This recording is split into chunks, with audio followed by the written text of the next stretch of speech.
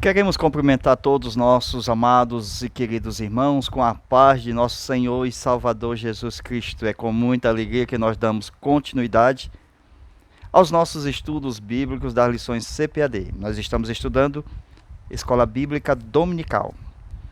Na sequência, estudaremos lição de número 6, Expressando Palavras Honestas. O nosso texto está em Mateus capítulo 5, versículo 33 ao 37. Estudaremos 3 tópicos. Não devemos jurar nem pelos céus nem pela terra. Nossas palavras devem ser sim e não. Honestidade com nossas palavras. Então, dando continuidade, nós vamos aqui para a nossa lousa. Nós paramos exatamente aonde nós estudaremos sobre o culpado do pecado, exatamente do perjúrio, né? Nós vamos estudar Levítico, capítulo 5, versículo 4 e 5. Os nossos amados irmãos podem ler o texto, certo? Para ajudar a ganhar tempo. Então, leia o texto de Levítico, capítulo 5, versículo 4 e 5, onde nós vamos falar sobre o perjúrio, ok? E o culpado, isto é, aquele que peca este pecado, que é exatamente um juramento falso, né? Um falso juramento. Aí nós temos o culpado. 2, nós temos exatamente a oferta, né? Bem por aqui, ó. Oferta. E antes nós temos a confissão. É importante, confissão. Essas aulas do YouTube não falam sobre isso, né? Mas a gente tem que tratar desse assunto porque é importante, né? Vai surgir uma pergunta na sala de aula, ou então pode, se o professor explicar de acordo com o Levítico, o que acontece com quem peca o pecado de falso testemunho, ok? E falso juramento. Ele é culpado, ele precisa confessar este pecado e assim levar a sua oferta para onde? Para o altar. Glória a Deus. Amém? Então vamos lá. Lição de número 6, expressando palavras honestas. Aquele que pecasse o pecado que era professado com a boca, né? O pecado professado com a boca, ele deveria confessar antes do sacrifício. Interessante. Se tiver alguma coisa contra seu irmão, então deixa a tua oferta aqui. Então primeiro vai ter com teu irmão, o teu próximo. Então antes de apresentar a tua oferta no altar, nós temos que ir primeiro confessar.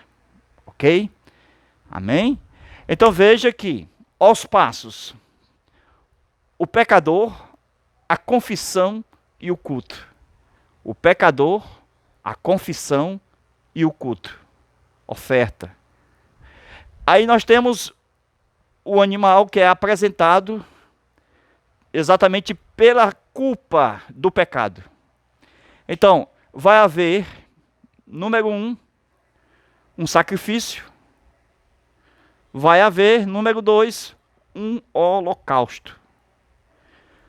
No sacrifício, nós temos a oferta semi-queimada, isto é, não totalmente queimada. Mas no holocausto nós temos 100% da oferta queimada. Então, o sacrifício é em partes. Amém? E o holocausto é integral. Então, 100% será entregue, né? Que será queimado totalmente. Glória a Deus. O que nós observamos é que, quando era apresentado exatamente a oferta da culpa, então essa oferta da culpa, ela vinha para cá, ó, do sacrifício. Então, veja que a primeira parte era exatamente quem fosse o rico.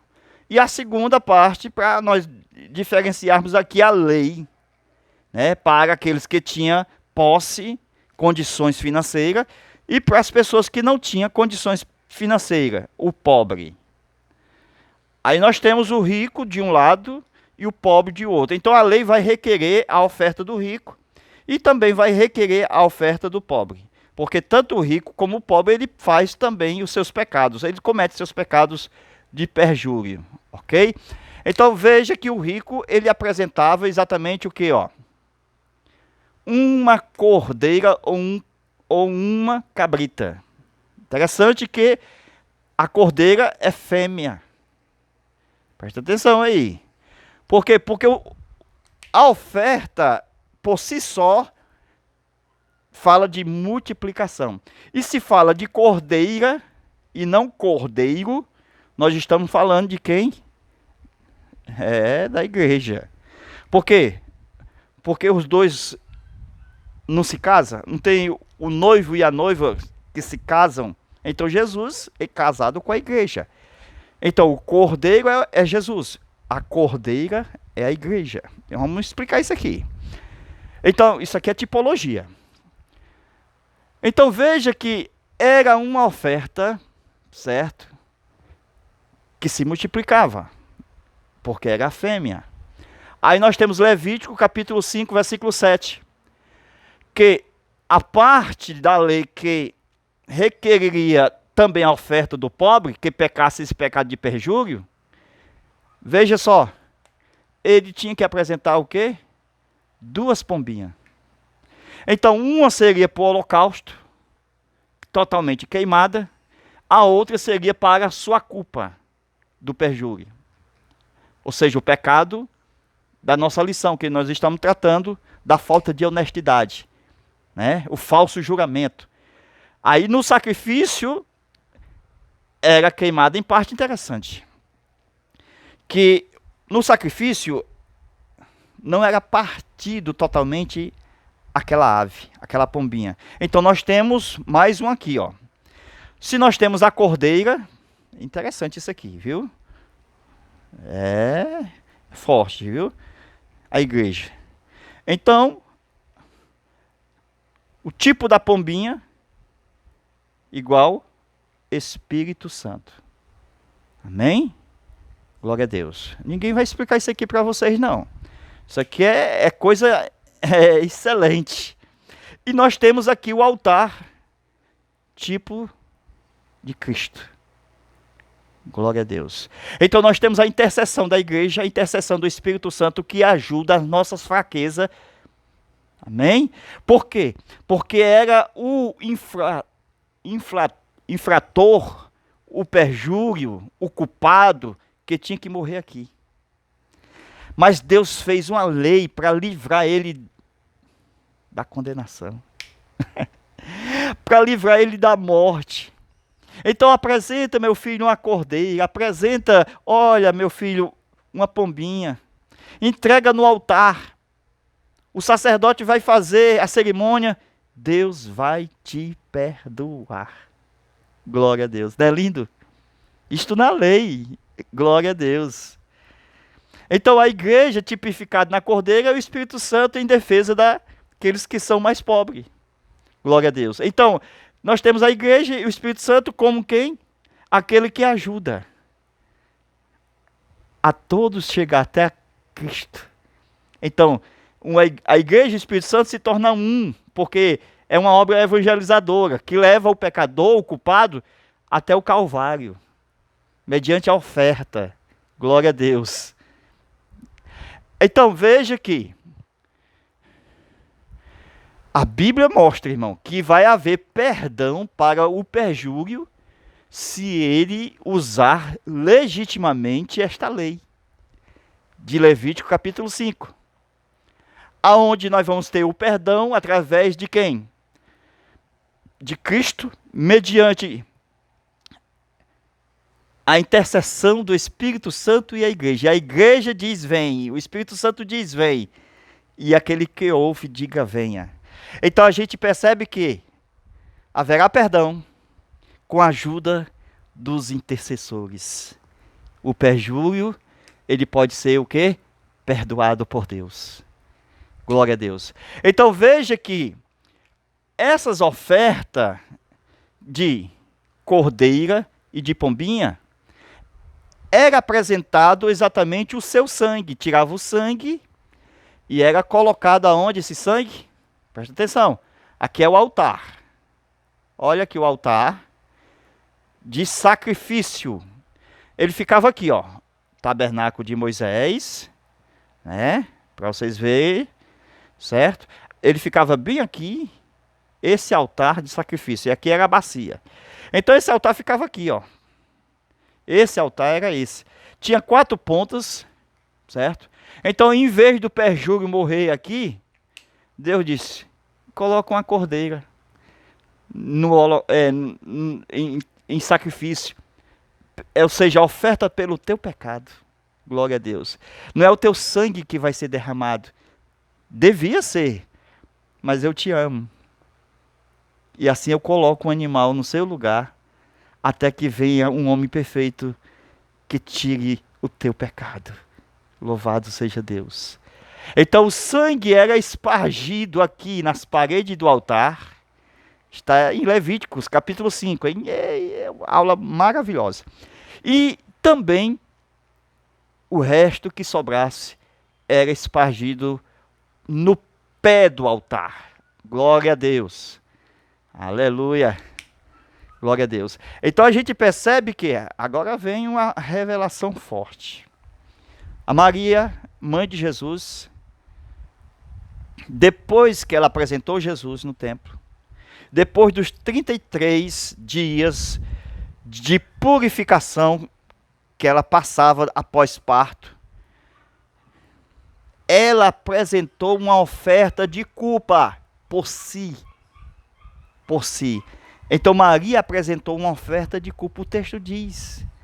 Então mostra que se ela apresentou uma oferta de culpa, que era pombinhas, 2 pombinhas, conforme nós temos aqui na lei, exatamente o que? Aquele que fosse pobre, e Maria e José eram pobres, aí nós temos o quê? Ela entregando a oferta por sua culpa, por seu pecado. Então, Romanos 3:23, todos pecaram. Então Maria também precisava de salvação, uma vez que ela entregava exatamente a oferta por sua culpa. Louvado seja Deus. Amém? Então vamos continuar. Agora nós vamos para Levítico capítulo 6, versículo de número 2. Diz lá que a mentira contra o seu próximo é pecado contra Deus. E a lei de Levítico mostra a finalidade que leva o ofensor a buscar a sua expiação, glória a Deus, diante de Deus. Isto depois de cumprir com todos os seus deveres diante da justiça humana. A lei é justa, a lei é perfeita. A lei queria o bem daqueles que buscassem a Deus. Então, se roubou, mentindo, ele tinha que se arrepender, e antes de entregar a oferta, ele tinha que restituir, porque ele não roubou. Então, porque a pessoa mente e rouba, irmão. Está tudo ligado, mentira e roubo. É terrível, viu? Ele vem senão para matar, roubar e destruir. Ele é o pai da mentira, o diabo. Então veja, ele tem que devolver aquilo que roubou. Levítico 6:4. Pode ler lá. O que vai acontecer? Ele vai buscar o perdão de Deus, mas ele tem que restituir. Não foi o que Zaqueu fez? Se eu tenho defraudado alguém, eu restituirei 4 vezes mais. Hoje chegou salvação a esta casa. Amém? No versículo 5 fala do perjúrio. Mais uma vez, aquele que jurou falsamente, ele tem que reconciliar com seu próximo. Levítico 6, versículo 5. Haverá reconciliação com seu próximo mediante a restituição.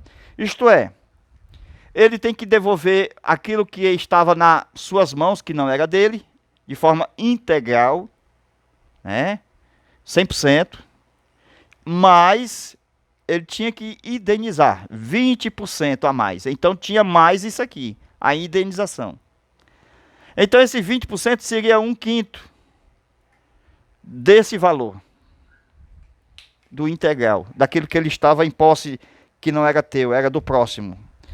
Versículo 6, a oferta para expiação, ainda tinha uma oferta, e essa oferta tinha que ser um cordeiro. Apareceu, melhor, um carneiro, né? Um carneiro. Vou dizer a diferença aqui. Carneiro. Presta atenção.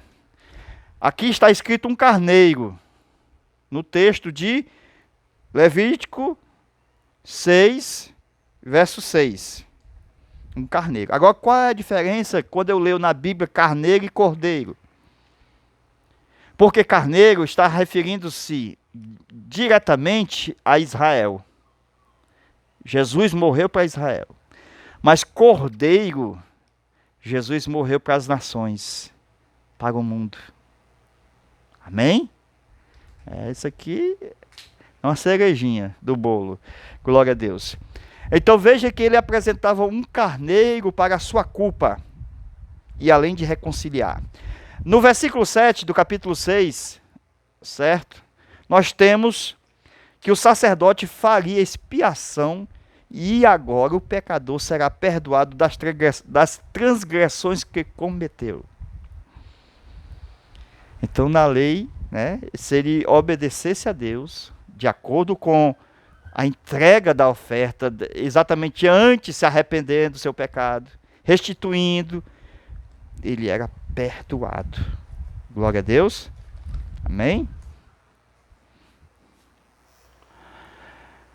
Agora vamos outro texto no assunto sobre não usar o nome do Senhor de uma forma errada, né? Êxodo, o capítulo 20, versículo 7. Não pronunciarás o nome de Deus em vão, porque o nome de Deus tanto é poderoso como é todo poderoso. Ele expulsa Satanás e seus demônios, em meu nome expulsarão, cura enfermo, faz maravilha, triunfa sobre as coisas mortíferas, sobre toda a obra do inimigo. Por isso, esse nome deve ser pronunciado. Os judeus deixaram de pronunciar o nome de Deus exatamente por religiosidade. Porque, de tal forma, por causa dos seus pecados, eles erraram, deixando de usar o nome de Deus. Irmão, o diabo ele vence desse jeito. Se é o nome do Senhor que vence todas as coisas, que abre e ninguém fecha, que fecha e ninguém abre. Então, se deixar de usar o nome, que é a chave de todo o poder, em meu nome, amém? Então, Jesus disse, é-me dado todo o poder. No nome de Jesus se dobra todo o joelho. Então, meus queridos, a gente vê, se deixarmos de pronunciar este nome, como deve ser em ocasiões reais e específicas, aonde realmente o nome deve ser usado, nós estamos perdendo espaço. E o reino das trevas está ganhando, porque ele luta contra este nome. Mas as pessoas, infelizmente, como muitos outros, usam o nome erradamente. Se conta uma história, usa o nome devido de Deus. Se fala em línguas estranhas, fala no nome de Deus indevidamente. Por quê? Fala brincando, contando história, piada, chocarrice. Então, através de ironia, blasfêmia, modismo cristão, sempre usando Deus, Deus, Deus, sem nenhuma perspectiva espiritual de oração, de meditação, de adoração. E assim, o que é que vai acontecendo? Pecados graves. Porque o nome não está sendo usado como deve ser, isto é, invocado. Todo aquele que invocar o nome do Senhor. Amém? Então veja que quando o nome não é usado de tal forma, ele é usado falsamente na boca de falsos profetas.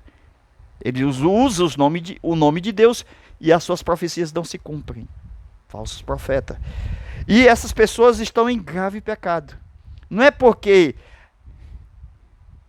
a gente tem um mandamento que não deve usar o nome do Senhor de uma forma errada, que este nome não deve ser usado de forma correta. Se estamos sinceramente na palavra, usando o nome de Deus para a glória dele, do Senhor, então é isto que o Senhor quer. Amém? É o Deus que abre caminho aonde não existe. Glória a Deus. Então Jesus disse em Mateus capítulo 23, versículo 16, que os fariseus eles juram pelo templo, pelo ouro. E esses religiosos eles desconhecem, irmão, o segredo. Por quê? Porque eles são materialistas. Jesus pergunta: quem é maior, o ouro ou o templo? É o templo, porque é o templo que consagra o ouro. Quem é maior, a oferta ou o altar? É o altar, porque é do altar que sai a bênção para as ofertas. Amém? Então veja que com isso Jesus disse o seguinte, Mateus 23, versículo 17: insensatos e cegos, porque vocês não sabem jurar corretamente. Porque quando a gente jura, né, legitimamente, a gente usa quem é maior. Amém? Glória a Deus. Então o crente, ele tem o maior do universo, o Senhor nosso Deus. Então, por isso que toda palavra que sai da boca do cristão está ligada com o céu. Então é testemunha fiel da palavra do fiel, daquele que vive em comunhão com Deus. Então não tem diferença nenhuma de usar o nome de Deus ou exatamente pronunciar palavras como sim ou como não. É verdade que o nome de Deus é santo e que não pode ser profanado. Por isso que ele deve ser usado na hora correta e não como muitos usam em toda hora, como se fosse uma brincadeira. Provérbios capítulo 18, versículo 21. Dependemos de como empregamos as palavras da nossa boca, nós vamos colher os bons frutos ou os maus frutos. É como sai da nossa boca palavras que venham trazer vida, ave da vida. Se errarmos, é como as palavras fossem conhecimento do bem e do mal, ave da morte. Foi aonde Adão e Eva comeram e morreram. Jesus, ele promete vida eterna. Amém? Sejamos honestos no falar. Glória a Deus. Deixa todo mundo falar o que eles querem falar. Seja o último a falar. Se lhe der a oportunidade, você fala. Se não der, amém. Mas fique sendo sempre o último a falar daquela mesa. Glória a Deus. Amém? Então, a morte e a vida estão no poder da língua. A morte e a vida estão no poder da língua. Nós sabemos empregar bem a nossa língua para produzir frutos dignos de arrependimento, né? Porque somos em Cristo um verdadeiro ramo ligado na verdadeira videira. Então as palavras ditas, quando ela sai, ela entra no mundo espiritual e ela tem poder e tem propósito. E se lançar palavras sem propósito, como atirando para tudo quanto é canto, isto é motivo de julgamento, o juízo, pelas palavras torpas. Somos responsabilizados por tudo que sai desta boca que nós profetizamos, que nós oramos, que nós pregamos, que nós falamos. Viu? Por quê? Porque tudo será levado para o juízo do trono branco de Deus. aonde os que não se arrependem aparecerão lá para dar de conta de tudo aquilo que falou. Versículo 36. Mas eu vos digo que toda palavra ociosa que os homens falarem, prestarão conta no dia do juízo. Então são as palavras que justificam, e essas mesmas palavras também podem condenar. Quando Eclesiastes diz que a mulher sábia edifica a sua casa, mas por falta de prudência, esta que a mesma que edifica, por suas palavras, que ela possa edificar, se ela não tiver prudência, domínio próprio, esta mesma mulher que edifica, ela pode o quê? Ser uma tola que a destrói o seu lar. É terrível, irmão, não tem como fugir disso. As palavras ociosas, elas condenam. Agora nós vamos para o voto, né? Já passamos um pouco de tempo nesta área, agora vamos para o voto que nós tratamos na primeira parte da nossa aula. O voto que Jesus fez. Amém? Então nós temos o voto de Jesus, né? O voto, e o voto de Jonas. Certo? O voto de Jesus está em Marcos 14, 22, né? E outros textos mais, a gente pode ver isto, ok? Em Mateus também, mas a gente vê que ele disse assim, ó. Olha o voto. Porque ele bebia exatamente na ceia do Senhor, o cálice e o pão. E os discípulos, né? E o mestre. O que é que nós observamos aqui? É que ele disse assim, não beberei mais do fruto da vida. Isso aqui foi um voto. Não beber. Até que eu beba de novo convosco no reino de meu Pai. Então nós temos aqui na sua vinda, né, no arrebatamento, ele volta, leva a igreja, e a igreja participa na mesa de Abraão e de Isaac e de Jacó. Mas esse voto, irmão, ele fez em vida. Então aqui é isso importante, viu, irmão? Ele fez em vida. Mas só que ele ia morrer aqui. Como ele abriu a boca e fez o voto, o reino das trevas estava lá. Então, sempre vai acontecer isso, irmão. Uma saga contra as palavras que você diz, ou sim, ou não. Essa saga é para fazer você de mentiroso. É terrível, viu? Para você não segurar a palavra. O que é que vai acontecer aqui?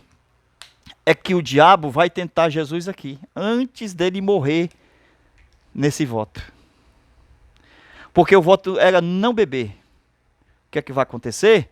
É que Jesus vai dizer o seguinte, eu tenho sede. Viu? Presta atenção. Então, é a maneira de aproveitar e quebrar esse voto. Já que ele tem sede, o diabo por trás, né? O diabo por trás vai ter que usar alguém para levar até Jesus o quê? Vinagre e fel. O que é isso? É que o vinagre é produto de vinho. E que ele disse, não beberei mais esse fruto da vide. Então ele não poderia beber, depois do voto, vinho, vinagre, nem comer uva, certo? Porque é produto da vide. Não beberei mais. Então é um voto quanto ao produto da vinha. Nem uva fresca, nem uva, enfim, nada, nem a casca da uva. Aí o diabo, ele entra nessa ação aqui para tentar quebrar esse voto. É o que ele faz, irmão. Para a pessoa não cumprir o voto. Quando ele diz que vai cumprir o voto, aí o diabo diz, não vai. Aí faz de tudo para ele não cumprir. É isso que aconteceu aqui. Colocar o vinagre juntamente com o fel. Por que o fel? Para mascarar o gosto do vinagre. E o fel por quê? serviria de anestésico. É forte, não? Para que Jesus não sentisse dor. Além de quebrar o voto, ainda levaria Jesus a não sentir o quê? Dor. Então, destruiria todas as profecias que ele foi ferido, moído pelas nossas transgressões. Ele levou sobre si todas as nossas dores. Ele foi como um cordeiro mudo ao matadouro e não abriu a sua boca. Aí Jesus, sabendo que tinha, ele sabia, quando ele provou, e diz a Bíblia que ele cuspiu. E aqui o diabo foi derrotado. Até agora, o Senhor está com voto de pé. Amém? E esse voto é temporário. Já está com mais de 2000 anos de história que ele não está participando da ceia, do pão e do vinho. Amém? Ele só vai participar quando a igreja for arrebatada. Aí ele vai beber conosco no reino de seu Pai. Glória a Deus. É isso que o diabo faz. Viu? Quando a gente vai fazer a obra de Deus, ele usa, meu irmão, a esposa, o sobrinho, o tio, o marido. O diabo é terrível. Você se prepara para levar uma palavra, para pregar, para ensinar. Mas ele usa, irmão, os de casa. O cachorro, o rato, o pato. Ele usa todos os animais, esconde chinelo, esconde sapato. O diabo é sujo. Na hora do culto, irmão, só pode ser ele. Só pode ser ele. Na hora do culto, some tudo. Briga, até briga às vezes acontece. É terrível, viu? Que Deus nos guarde e nos proteja de tais atitudes. Sejamos fiéis, mansos, humildes, esperando a volta do Senhor. Porque Ele está voltando, irmão. Os sinais estão aí. Estamos aguardando a sua volta em o nome de Jesus. Que Deus te abençoe, que Deus te guarde. Nós estamos preparando mais aulas e vamos enviar para todos vocês até o final do trimestre. Amém? Muito obrigado a todos e vamos prosseguir avante. Glória a Deus.